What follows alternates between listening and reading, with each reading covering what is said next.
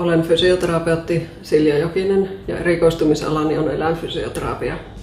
Minun yrityksen vahvuus on se, että osaan tehdä monenlaista ja pystyn tarjoamaan monenlaisia palveluja.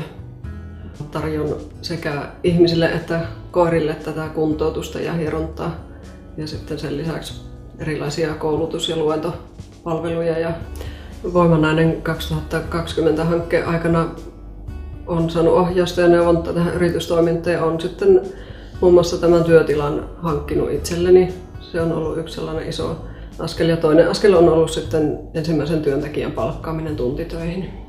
Et niihin on saanut rohkaisua ja apua tavallaan näistä laskelmista, mitä on sitten päivitetty tämän hankkeen aikana.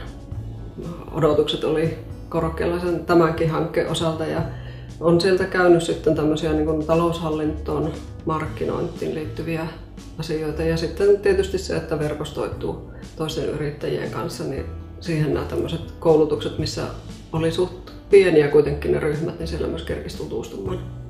Ja sitten myös se, että aikataulullisesti siinä oli sellaisia sopivan lyhyitä koulutuksia, joita tällä yksi yrittäjäkin pystyy lähtemään tekemään ja osa vielä päivässä aikaa, mikä sopii myös minulle. Sitä omaa yritysideaa kannattaa kehittää koko ajan ja kuljettaa vaikka vähän mukana sen, jos on vaikka toisen töissä alussa, niin sitä pystyy kuitenkin siinä viemään eteenpäin ja kehittämään ja pitää silmät ja korvat auki just tämmöisten erilaisten koulutusten ja muiden tahojen suhteen, että saa sitä apua ja neuvoa. Et yksinään ei tarvitse kaikkea tehdä. Et pitää tunnustaa olevansa asiantuntija siinä omassa osaamisessa ja hakea myös sitten taas sitä toisilta yrittäjiltä tai tahoilta apua sitten niihin asioihin, mitä ei itse osaa eikä tarvitse hallita kaikkea.